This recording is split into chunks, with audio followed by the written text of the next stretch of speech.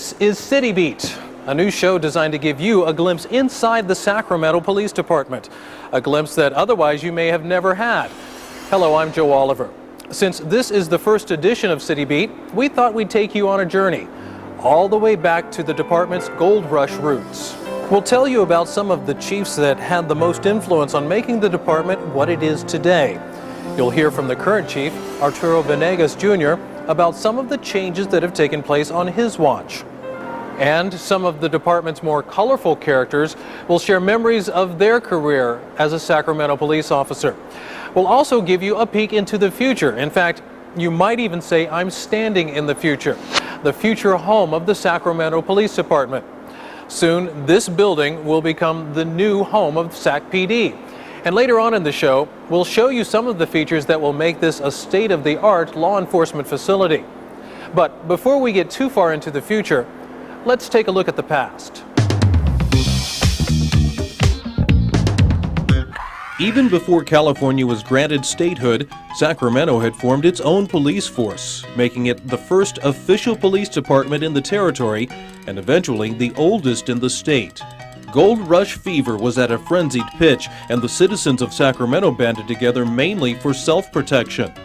On July 25, 1849, they elected a mayor, and Marshal N.C. Cunningham was appointed as the city's first law enforcement official.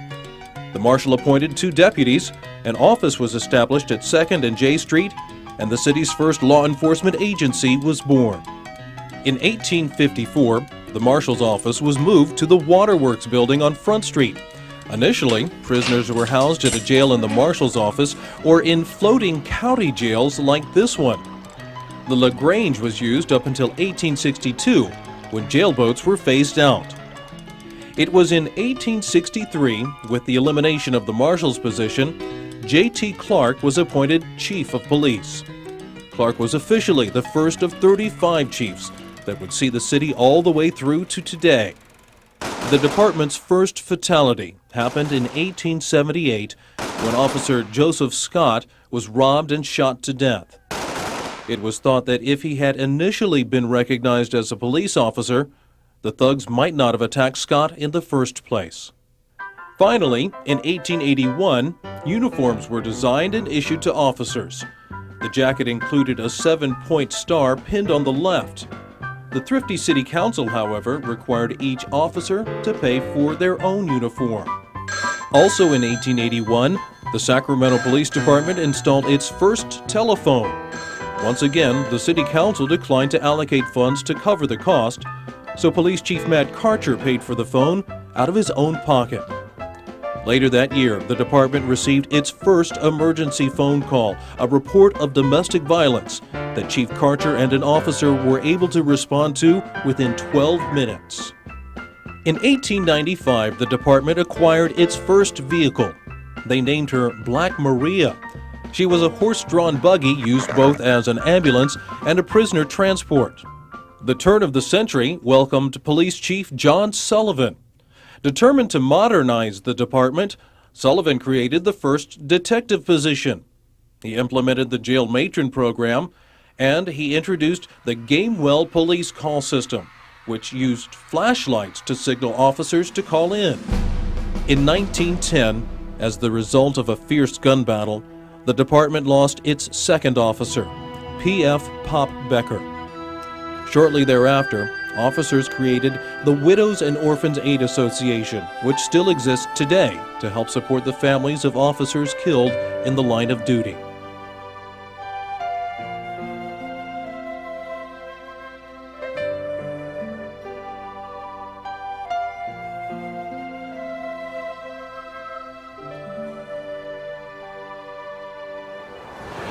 This is the Hall of Justice building. It was constructed in 1916, and within a year, the police department moved in. This would become home to Sacramento's police force for nearly 80 years. It's a classic, isn't it? It's been restored and is now Sacramento's main law library. During its time, it housed the jail, a hospital, the communications center, even a gun range. 15 Sacramento police chiefs have served here, including current chief Arturo Venegas Jr. But when the department finally moved out in 1996, the place was falling apart. Captain Rich Cupper supervised the move. Eventually, it just outlived itself. I mean, there was just no use for that building any longer. The infrastructure, the plumbing, the electrical, the heating, the air conditioning, all of that was so obsolete, they had to get out of there. As an officer in the late 30s, Bud Catlett remembers shooting film in the building to help convict drunk drivers. That was sort of fun. We had a camera movie set up in the 4th floor of the police station, movie camera, and we had white lines for them to walk and all that, you know. And we'd have them walk the white lines, especially women. For some reason, they'd want to put on a dance for you and act silly. I don't think we ever lost a case. In the late 30s, there were over 100 officers in the department. The pay may have seemed low, but with the onset of the Depression, some officers were just happy to have a job. Times were tough back in those days, and it looked like a good job, and money looked a lot better than you could make most places. I was working as a carpenter, and that hard work and not as good a pay as the police department. Although the police department didn't pay very much in those days. First 4 years you worked for $180 a month. They called that probation. Bud Catlett is among the 75 or so retired police officers that meet monthly to share memories and enjoy the camaraderie still felt after a long career in the police department. Bud served on the force from 1937 to 1958. John Forsyth was an officer from 1959 to 1990 and claims to be the department's last foot patrolman. Bill Mulderick started with the department in 1953 and retired as a captain in the detective division in 1985. Bob Link was a lieutenant when he retired in 1979 after 31 years on the force. Mike O'Kane put in 30 years on the force and retired a captain in 1991. Gordon Garfield retired as a sergeant with the motorcycle division. He served from 1952 to 1983. Rich Cupper served 31 years and retired in 1997, shortly after supervising the department's move to its current facility. And Walt McAdams, who was on the force from 1948 to 1981, retired as a patrol officer. You can be sure that whenever this group of retired Sacramento police officers meet, colorful stories of the good and the not-so-good old days will abound. And you know what then, in those days, I remember I never had any real fear of being shot at, assaulted. The uniform really held a lot of power then, in respect, and you just you did your job. And now, I think it's gone. It's the officer on the street today has to fear it. Well, Officer McAdams says he didn't have a fear of being shot. Well, he's probably the only one here at the table right now that did get shot. I don't know how we managed it, but Walt and I and Holquist and Halligarda and Areno were all assigned to the same platoon. They must have been down to nothing because we had more beat officers downtown, which was 7, than they had in squad cars around the whole rest of the town. There were 7 beat officers working in those days, and only 3 cars, 3 two-man cars. Well, the cars changed quite a bit. When I went to work, we had a bunch of old 1933 and 34 Ford V8s. They're all high mileage, upholstery broken down, the headliners drooping. Real mess. I guess the city was pretty poor at the time. Originally, our beat officers, 6 of them on each shift, had no radios, no nothing. They had a light in the middle of the street at 2nd and K and 4th and K and over at 3rd and L Street. And they had to keep an eye on that. If the radio room wanted you, they'd flip a switch and that red light would go on over the street, and they'd make it to a telephone somewhere and call in to get their orders off. Call box. Yeah, hit the call box or telephone. I remember my dad and I were close by, and squad car got the call, but we went there also because we was only a couple blocks away, and started around the house into the backyard, and somebody started shooting at it. And it was the woman that called in. She said somebody was on her roof trying to get through her roof. And we looked around, couldn't find anything. It was in the fall of the year, and black walnut tree was alongside the house, and the walnuts are falling on the roof and rolling down. She thought somebody was up there, but she emptied the whole revolver, 6 shots at us. And I don't think anybody who went through the riots of the 60s and 70s, after going through that, today's a snap. Those are the worst times I ever spent in my life. That almost always happened on Sunday evening. And forget the years, around 66 or 69, and my wife and I were building a cabin at Bucks Lake in Plumas County. We'd come home Sunday evening, and usually we would just sit down for dinner, and I'd get a call. The police used to call me. I'd get a call, there's a riot going on or about to go on out in Oak Park. So I hated Sunday nights. Well, the riots that we had in Sacramento were kind of two-phase that I recall. I mean, we had Cal Expo. We frequently had problems out there for 2 or 3 seasons that the fair ran out there. And then we also had neighborhood problems in the north part of town. And again, they weren't full-blown riots. They were kind of nasty, and there's something about when you see hate in people's eyes, that I don't like to see hate in people's eyes when they don't even know me. Warren Holloway covered the crime beat for the Sacramento Bee for 22 years. He takes a lot of pride in the work he did as a journalist. He especially enjoyed getting to know the officers and their chiefs. And Joe Rooney was a great guy. And he'd been a ball player. He's a good friend of Lefty O'Doul's. He played for the San Francisco Seals, I think it was called a long time ago. But Joe was the boss. He wasn't, overly bossy, but that he was in charge. If anybody had a big impact on the police department internally, it was Bill Kinney. His job was a huge job. He was considered a change agent, to use a label. He was kind of tasked with the responsibility of bringing the Sacramento Police Department somewhat into the 20th century at that point. And he was very successful in that. He made a lot of enemies doing that. But that was his task, and he was successful at it. It was Jack Kearns, and Jack was kind of born and raised to be a police chief. He was the son of a policeman, and he was just everybody knew when he was even just a private patrolman he was going to be a police chief someday. He was just made for the job. But who had a big impact on me and how I do my job has been actually 2 chiefs. One of them, Chief Jack Kearns, and the other's been Chief Arturo Venegas Jr. Chief Venegas, when he came on, and the change and direction of our department as far as working with the community more and more, really brought out the best in me, because I think that's what I do best than anything, and that is work with the community. I'm a person that never knew anything about technology, period. Technology to me was carbon paper. And Chief Venegas really has surrounded me and the other employees of the department with great technology that brings us into this century and makes our job easier.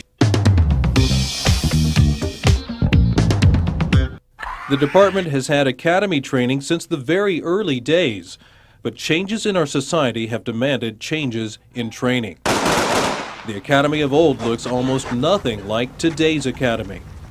We never went through the police academy till we'd been on the job for a year.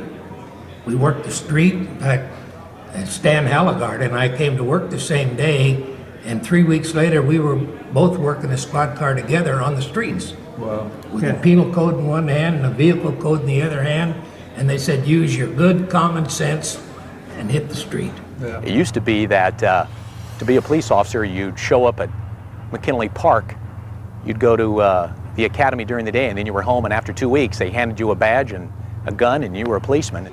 Well, my academy, if you compare it to what they have today, was just very primitive. I went to 8 weeks. It was not an academy that involved many of the things they do now. We studied some basic criminal law, some of the procedural things that you do in patrol. Hardly any. We didn't even drive a car as part of our training. Went to the range, emphasized arrest and control tactics, but that was about it. In 8 weeks, we didn't cover much. And today, it's been extended to 23 weeks, where there is the same ideas as when I came on, but much more training, much more areas and training in areas that I didn't train in, dealing with the community, dealing with a lot of social issues, and things like that, which make today's police officer just a well-rounded person. There was a couple police women on when I came on. Juvenile. And they were juvenile officers, that's all they did. They never worked patrol. The first officers that worked patrol were hired when I was captain of personnel. And I was told that we were going to start putting women in patrol. I was aware that there were no other females, generally speaking, as police officers.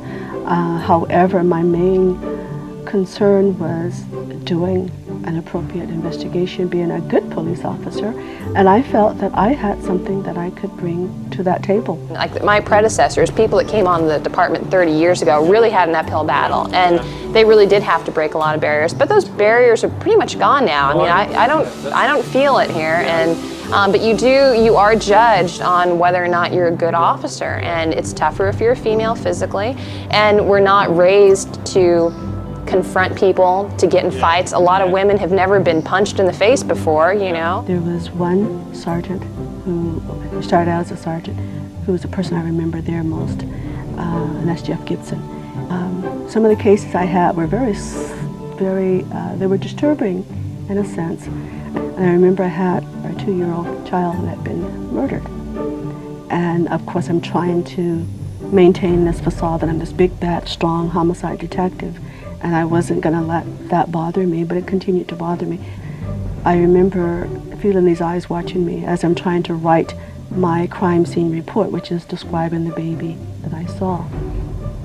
And I couldn't do it, and I'd pause and I'd start again, just pause. And Jeff, after a couple of times, finally came over to me and he goes, "Floss, it's the baby, isn't it?" And at that moment, I remember feeling that he gave me permission to acknowledge all the things that I felt to cry about, or I chose not to cry about, that had started from the inception of my career. I'm fortunate because there have been so many women before me that have proved that we can do the job.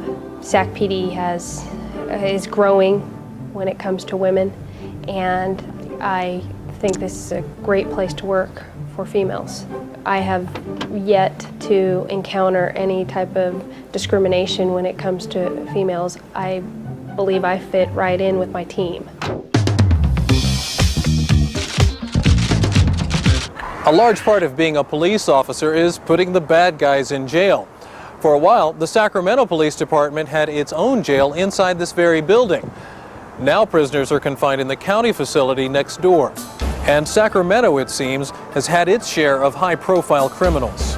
Probably the case that stands out most in my mind is the Dorothea Puente case, which dealt with the boarding house in which she ran and the serial murders in which she committed over a period of 2 years. I was involved in Eastern Rapist case. That was one of ours. I was also involved in Moore Solomon, who was one of the handymans they found several women buried in different backyards. And I remember an officer named Arnold Gamble. He was killed, and that was a bad case. A call, unfortunately, to the police station came in as a 211 robbery, 211 with a knife. The other officers, Arnold Gamble and a young officer named Ron Shaw, they went in through the back, and they were expecting the guy with a knife. Unfortunately, this guy had a sawed-off shotgun. So the gunman came through the back door and they met Arnie Gamble, and he shot Arnie Gamble, and he lived for about 5 seconds. In that 5 seconds, he got off several shots. The Unabomber case, where Ted Kaczynski, who would be considered a terrorist, terrorized America by sending bombs and packages across all 50 states. And essentially, he had killed his first victim in Sacramento, and ultimately his last victim, Gil Murray, was killed in downtown Sacramento. The one case that really got, I believe it got national attention, when we had a young lady, a little girl named Candy Tallarico was kidnapped. And when she was found alive in a church, and one of our sergeants brought her out, it really made us look good, you know. And that, I think that was a big positive for us. We searched all over for this young lady. Some of those cases don't come out that way nowadays. For a little over 5 years now, the Sacramento Police Department has called this building home.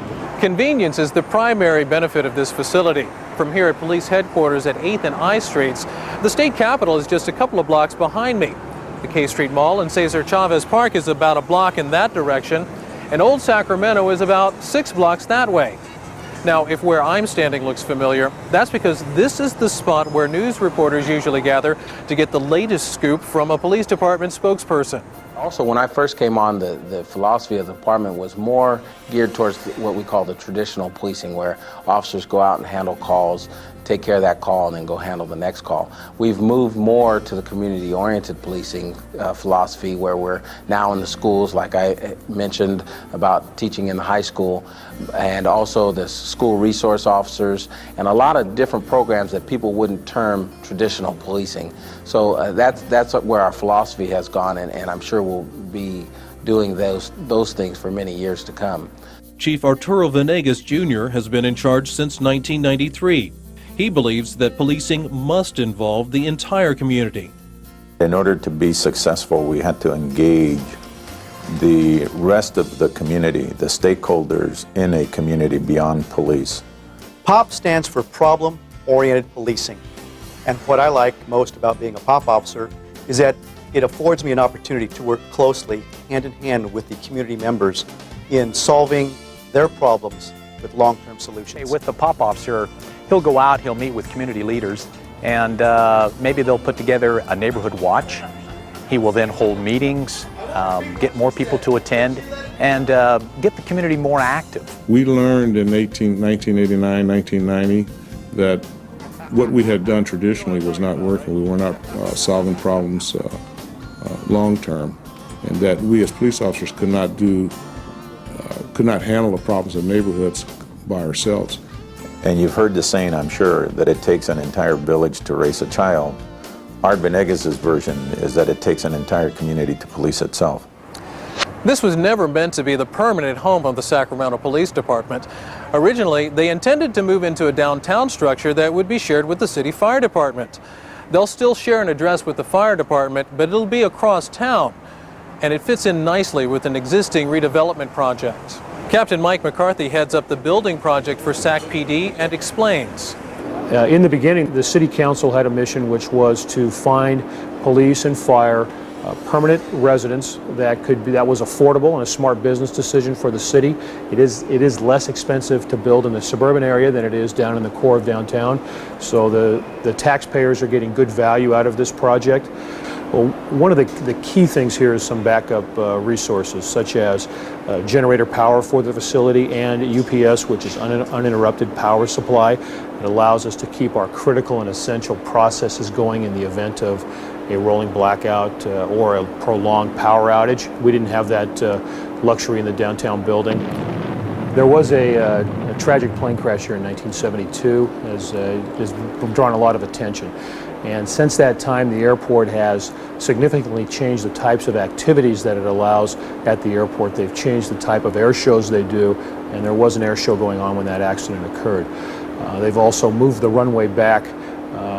I understand it's a little over 1,000 feet, so that they've changed some of the flow and then the type of activities. So in looking at this up front, the city feels confident that we're not moving ourselves into a position of great risk here. In the lobby of the building, and the lobby is a shared venture with both police and fire, will be what we call the Wall of Honor. The Wall of Honor will be an appropriate place for displaying the names of the firefighters and police officers who've died in the line of duty while serving the citizens of Sacramento.